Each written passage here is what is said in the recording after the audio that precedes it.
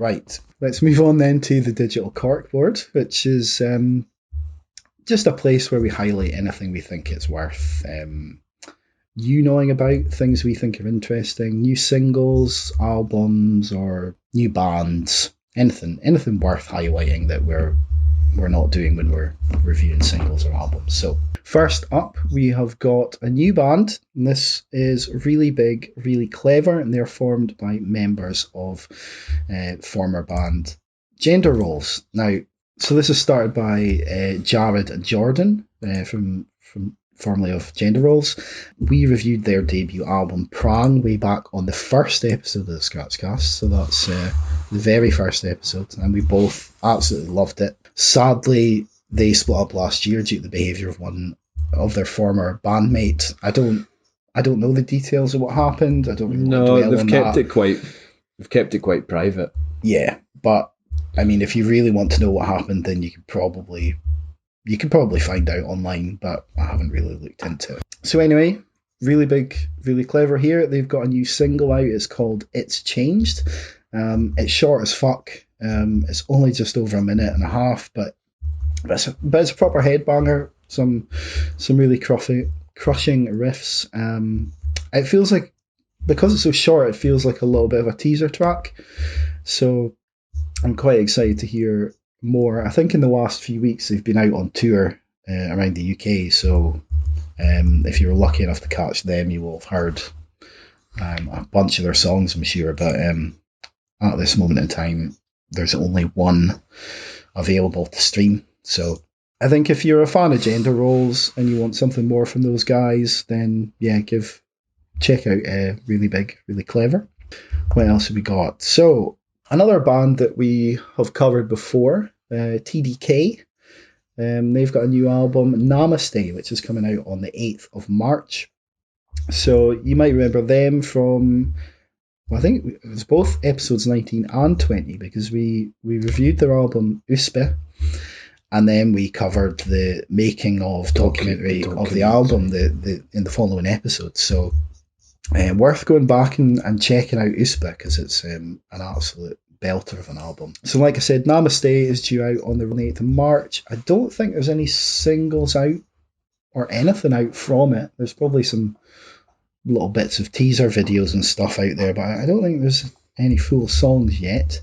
But definitely one to keep an eye out for, because, well, I mean, Uspa was so good, so I can't expect Namaste to be anything but brilliant. So we'll see. I think hopefully we'll talk about that a bit more at some point. So now what I've done is I just happened to come across a few documentaries, music documentaries over the last little while that I thought were interesting. So I've got 3 here. The first one is called Right Here, Right Now. It's a documentary about Fatboy Slim, and it's all about a concert that happened in Brighton Beach in 2002, basically, where there was supposed to be about 40,000 people turning up, and then something like 250,000 people turned up instead. So I think I've not had a chance to see this yet. It's only on Sky TV and Now TV, but just the whole premise of it sounds quite interesting. And it was directed by our pal Jak Hutchcraft. It would help if I got his name right, wouldn't it? Our pal Jak Hutchcraft from the band Waco. So I'm really keen to see that documentary, and he's interviewing people like Simon Pegg and whatnot in that as well. So it's some big name people getting in on that. So if you have Sky TV or Now TV, I would urge you to check that out. It's probably also a good time to plug our interview with Jack and James from Waco. We talked to them the end of last year, so go and have a listen to that. We chatted to them about 4 random albums, so yeah, have a look at that. Next we've got another documentary. This time is directed by Moby, and it's called Punk Rock Vegan Movie. I just finished watching this just before we started recording, so it basically explores, it's a little bit of history of punk rock, and then it explores the link between punk rock the punk rock movement and animal rights and the sort of straight edge movement and veganism and all that kind of stuff. So it's quite interesting. I mean, I made a list of some of the bands that he talks to members of. There's people from The Damned, UK Subs, Fugazi, Bad Brains, Cro-Mags, Sepultura, Dead Kennedys, AFI, Misfits, Rise Against, Refused, Jane's Addiction, Deftones, Quicksand, like that's and loads more people just involved in like the early days of like the UK punk rock scene and like the American punk rock scene. And then, like I said, there's a bit of history about punk rock, but there's also a lot of stuff about just the sort of ethos of that movement being choosing to not eat meat or become vegan or just clean living in general. So it's quite an interesting documentary. You've got those usual sort of talking head interviews, but then there's like weird, almost kind of skits, because it's kind of a heavy topic at times, talking about the sort of treatment of animals and things. You get the odd little skit here and there where it's like Moby he's got a talking dog and they're sort of chatting to each other and he's telling the dog about the history of punk rock. There's a few sort of odd things like that. It's just interesting stylistic choices, but kind of entertaining. What's that on, Sneds? So the best thing about this is it's totally free, so you can just find it on YouTube. Oh, so right, okay. So you just search it on YouTube, or you can go to punkrockveganmovie.com and there's the link there, and I think you can download I think you can just download it. Yeah, that'd be quite interesting. That'd be quite interesting to see, because like when I think of kind of like the American punk movement in particular, so you obviously mentioned Fugazi there, which was kind of born out of Minor Threat, and is it Malcolm Mackay? It's Ian Mackay, yeah. Ian Mackay. I don't know why I thought it was Malcolm Mackay, but yeah, Ian Mackay. And obviously we covered his new band previously as Corky, well. yeah. Yeah, Corky.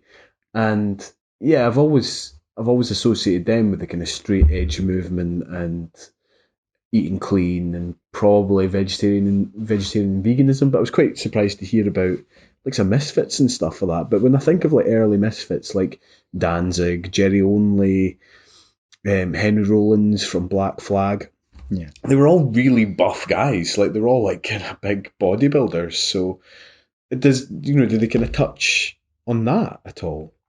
Like is that part of it, or?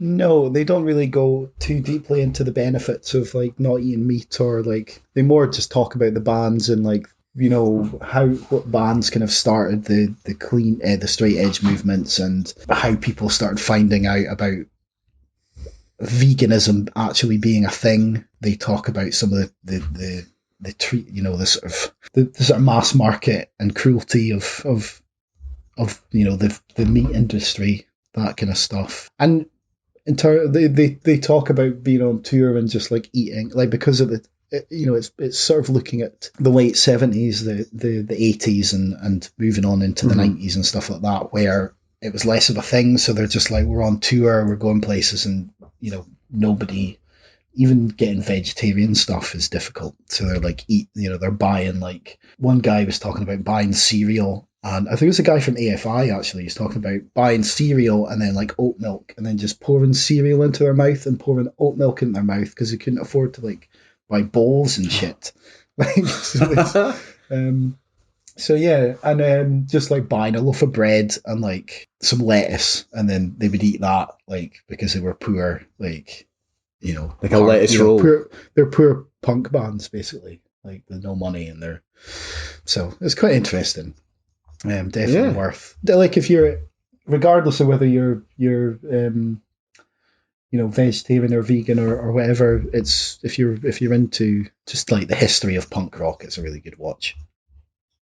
Yeah, I'm gonna watch I think you'll like it. I think you will. And then last one here is, I just came across this totally randomly. It's called The Kemps, All True, and it just happened to be on BBC Two like last night or the night before. And basically, it's a mockumentary about the brothers Martin and Gary Kemp from Spandau Ballet, and sort of about them trying to make a new comeback album.